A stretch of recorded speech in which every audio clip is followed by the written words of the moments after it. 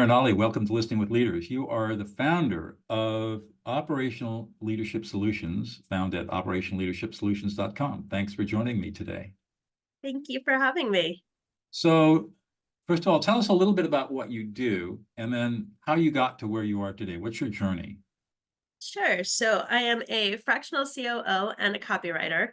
And it all started actually years ago when my son was little. He was about a year old. He had asthma. So I couldn't work for somebody else and decided to start my own business and just looked for what I could do and still be home, and became a virtual assistant at the time, went into online business management from there, and just grew my business as my son grew up too. So he was always right next to me through everything, but I wanted something that could make it easy for me to be available for him or go to doctor appointments, things like that, and still be able to contribute to the household too. So when you talk about a fractional COO, Chief Operating Officer, what exactly do you provide in terms of services?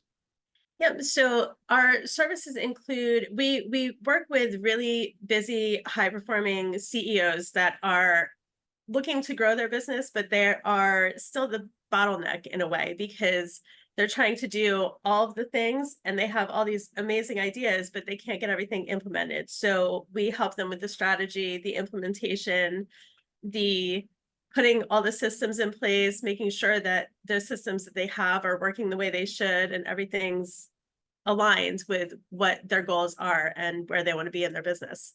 That's quite a skill set. How did you develop that set of skills? Yeah, I hear that a lot. I am a lifelong learner, so I love learning, not so much when I was in school, but afterwards. So I actually have a graphic design degree, and I've been a copywriter for 20 years as well. And I've worked in administration, operations, things like that. And just for fun, I took coaching courses, and I love expanding on the skill sets so that I can help my clients in more ways, and even friends, family, whoever. Mhm. So today you've taken all these skills you've developed and figured out how to help entrepreneurs take a business concept, a new business idea, startup idea, and move it to a place of scalability. Yes.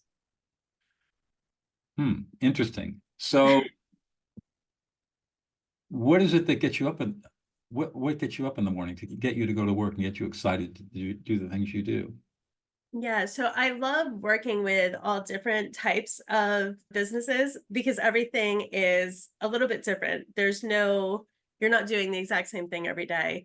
But I also love the part of I can take the coaching aspects of what I know for mental health coaching and health coaching in general and use that to help the CEOs that I work with to make sure that they're not overworking, not taking care of themselves, not getting burnt out. So teaching them what they need to know or reminding them sometimes just what to put in place so that they're not overdoing it and can keep growing and taking care of themselves and keeping their health and mental health and physical health all at the same time.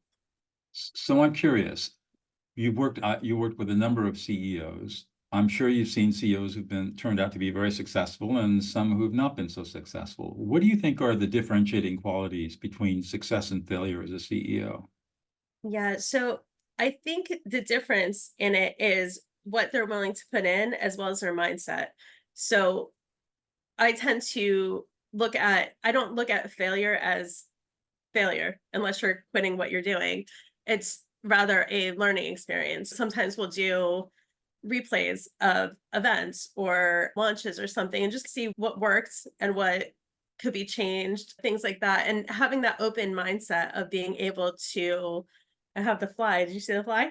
Just being able to adapt to what they're doing and how they want to grow. So if something's not working, being open to having it work better or looking at options that could work and not just being stuck in, we have to do one thing that way, because that's holding them back from growth, is how they're not going to succeed as a CEO.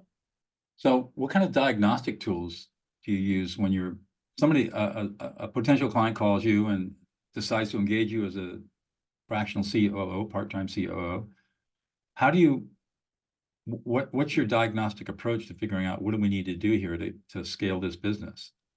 Yeah. So one of the first things that we do is go in and we'll have a conversation. So I want to know all about what they're currently doing, what their goals are, where they see themselves and their business in the next year, 3 years, 5 years, so that then we can deep dive into everything that they have in place currently and decide what they still need in place, what they can improve on, what aspects they may be doing things differently than they need to be. So sometimes I've gone into businesses and they're using 4 or 5 systems to do that all do the same thing instead of just combining it into one. So breaking things down to make it simple as well is what we do. And then making sure that their inbox isn't overflowing with 10,000 emails. They can't find things, all of that. So organizing, systematizing, and just putting everything into a flow, automation. So how do you distinguish a mindset that's going to be successful from a mindset that's going to struggle? Yeah. So a mindset that struggles is somebody who they might go for all the coaching and all of the learning and they have the ideas, but they're not implementing anything, or they're holding back from pulling the trigger on launching their website or their book or whatever it is that they have. Where that success mindset is more progress over perfection. So they're not waiting for everything to be perfect before they can launch it, before it can go out in the world. They're launching it and then fixing it from there, altering it as they get feedback on things, and just waking up each day with looking at it as a new day. So not letting what happened yesterday or last week affect how they're planning everything today. And when you're working with people who've got a mindset that's they're either procrastinators or they have fear or they got some kind of barrier that's getting in their way, how do you help them overcome that?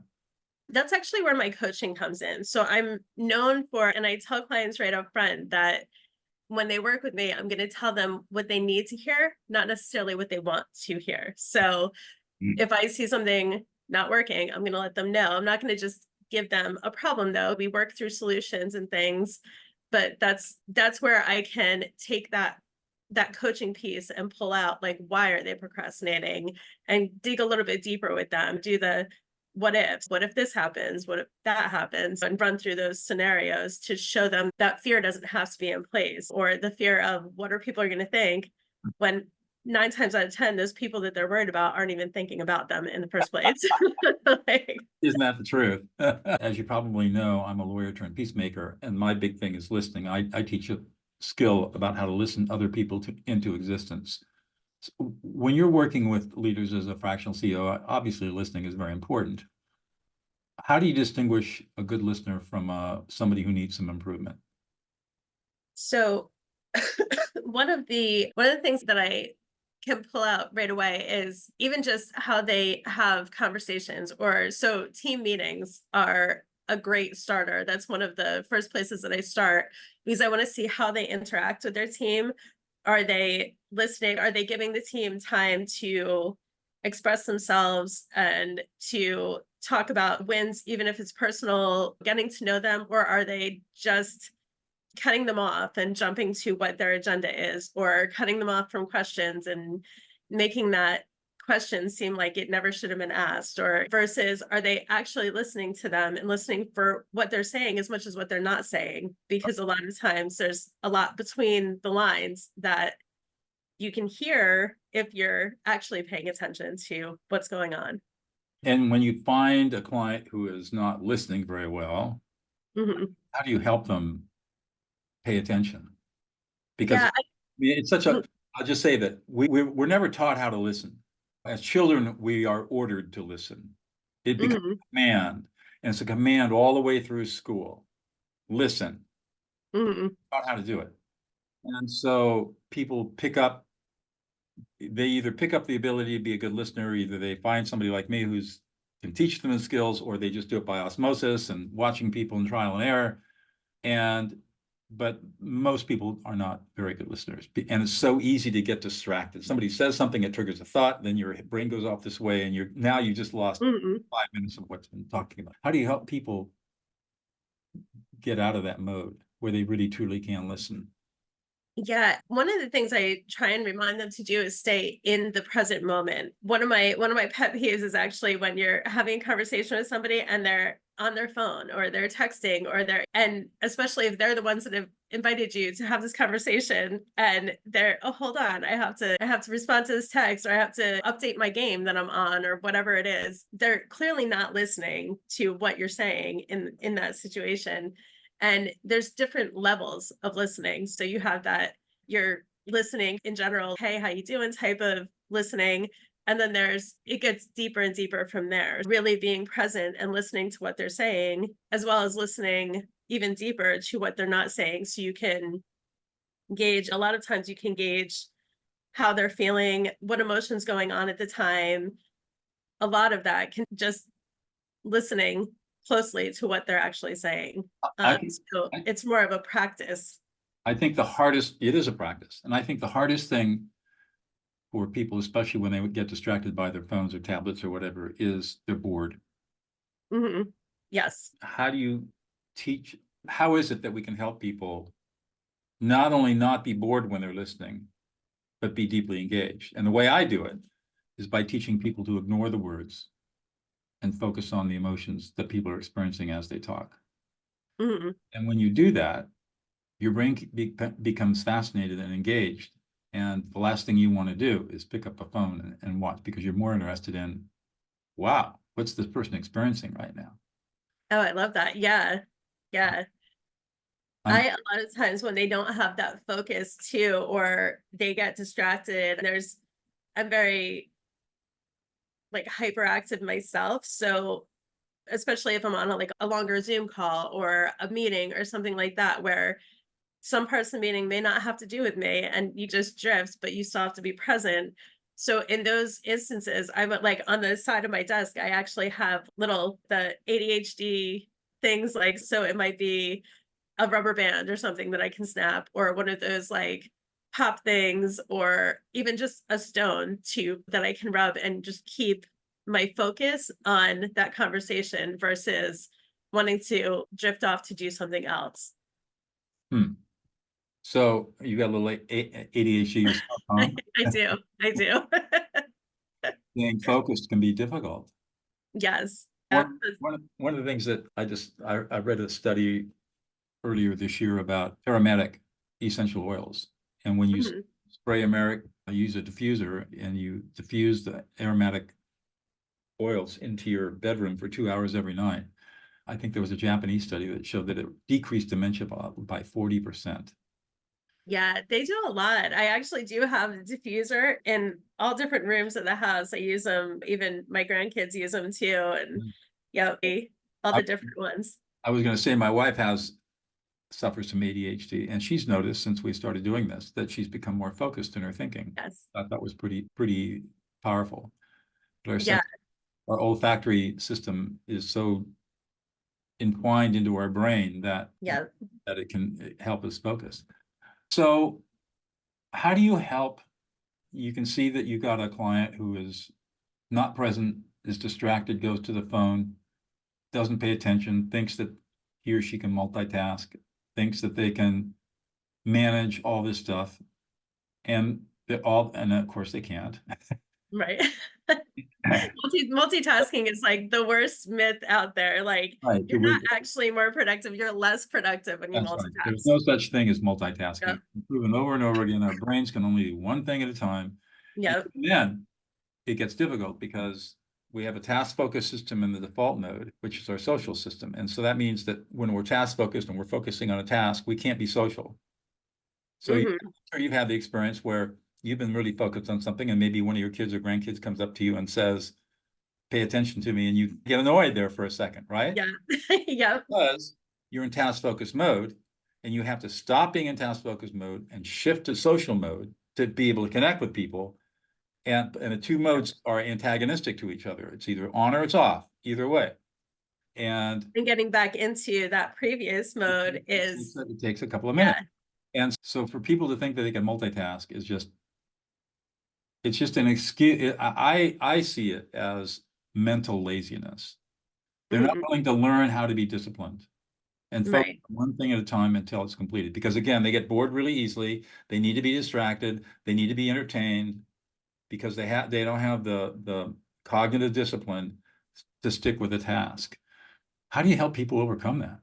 So some of the things that I do with clients it's time blocking is a huge one. So making sure that they are, blocking out time to work. So I have a lot of clients who, because they're busy a lot. So they have a lot of phone calls and Zoom calls and different things going on and meetings and all, but they still have to have that work time. When I look at their schedules, one of the things we do is block like their phone calls, Zoom calls, like certain times, certain days, and then have at least a few hours blocked out throughout the week on certain days just for work time. So that's nothing's getting scheduled over that. And a lot of times too, I'll tell them to set an alarm on their phone. So even if it's for an hour, so you're working head down, focused on what you're doing for an hour, and then maybe you take a 5-minute break, 10-minute break, get up, walk around, get a glass of water, center yourself before you go back into either that task that you were working on or the next task, and setting the intention for the next task as well before just jumping into something. I agree with that. I agree with that. In fact, there are apps both on iOS systems and Microsoft systems. In Microsoft 11, for example, there's an embedded app under the clock function that allows you to set a timer. Yep. That sort of effect. I'm pretty sure iOS has this, and Apple computers have the same thing. The other thing that I'm really big on is making lists to overcome the overwhelm. You write down the list of all the things that you need to do, then you prioritize them, with the most important being at the top. Hmm. And you only work on the first three things and you ignore everything else. Hmm. And then when you get those first three done, then the next three pop up, and then you keep adding to the bottom of the list. But keeping lists of tasks and deadlines and prioritizing. Yeah. Or keeping that like just a small notebook next to you. So as something pops into your head, you can just jot it down quick, and then it's out of your head, it's on paper, and you can go back to focusing on Right. what you're focused on rather than thinking, oh, I have to remember that for 3 hours from now. Right. If you look at my desk, Yep, mine looks the same. I have my all little over. index cards, my sticky notes, and yep, yep. Exactly right. And I'll even set alarms in my phone for different things if I have to remember something later in the day to do, or even when my next call is. If I have my work time blocked out and then my call, I'll actually set an alarm on my phone so it goes off 15 minutes before the call, so I can wrap up what I'm doing and get ready for the call and be Right. present for the calls. Yeah, I gotta work on that system a little bit. I have a bad habit of booking Zoom calls back to back. So I might be, before we jumped on to this interview, Mhm. I was working with a client of mine and I'm teaching him how to train my material. But I didn't even get a break. I said, gotta go, see you later. Yeah. And Yes. I'm on this call. A lot of CEOs do that too. They book everything back to back, but they forget that they need a break or a food break or whatever. And then Right. by like I had one client who by the end of the, late afternoon, she Wipe would out. just be hangry because she was like, Right. I'm starving. I haven't had a break all day. And I'm like, that's why you have to add those Think of it, some breaks in. the way I tell people to think about it is before the pandemic, when people were in offices, you would never have back-to-back meetings where you go Right. from one meeting to another meeting to another with no breaks. You always had at least 15 or 20 minutes between a break. You get up, walk out, go to the bathroom, go to the break room, get a cup of coffee, have a granola snack or something, and then move on to the next meeting. And one of the darker sides of being remote and working virtually is that you can book yourself all the way through, and you have to be Right. about Yeah. managing. Today was a little unusual. I now get an hour and a half break between my next call, so you can space them out, but Yeah. it can be a real burnout, and people don't recognize how exhausting it is Right. to Right. be in a And presence and every hour on the hour, you're in another meeting. Yes. And especially if you're extrovert versus introverts too. Extroverts will tend to book back to back. Right, I'm more introverted, so I always make sure like my calendar is set up for a 30-minute in between. So nobody can book back to back with me in case it goes over or in case something happens. right. I just want to break from talking for a little bit. But yeah, I've noticed that like introverts tend to put really high boundaries around their time. I have certain days of the week that I'll do calls and not the other days. And extroverts will tend to take a lot of calls. So it's really important to set those boundaries around your time too. No, I get it. I'm an introvert too, and I recognize that pushing energy out, it can be exhausting. Yeah. About how I do it. Interesting. So describe for me your perfect client. How would I recognize your perfect client if he or she were walking down the street? Yeah. So my perfect client is actually the really high energy CEOs. So they may be a little type A, which I am myself. So I work really well with that type of client. And the type of person that knows what they want to achieve. They know where they want to be with their business, where they want to go, and they know that they need the support and they're open to getting that support and learning along the way because I feel that no matter who we work with, we're always learning from those people. There's always something new we can learn or a different way to do things and being somebody being open to that, whether it's an admin on their team or whether it's somebody at their own level or even a mentor that's higher, they're always open to learning and being open to looking at different ways to do things. Okay. One more question and I'll let you go. What's Okay. one thing about yourself, Erin, that we would never know about unless you revealed it to us? So I am actually a animal lover. So in addition to my current business, I have 28 years experience with working with animals and rescue and things like that. So I actually work really well with rescue dogs that are a little more difficult, I guess you would say. So the ones that are harder to adopt out or once they're in a home, a little bit harder to take care of. So I do pet sitting in homes to and help work with those animals so that they're a little more socialized and calmer down the line. So Good for you. It's great. That's neat to hear. Erin, thank you so much for your time today. It's been a really wonderful conversation. yes, same. Thank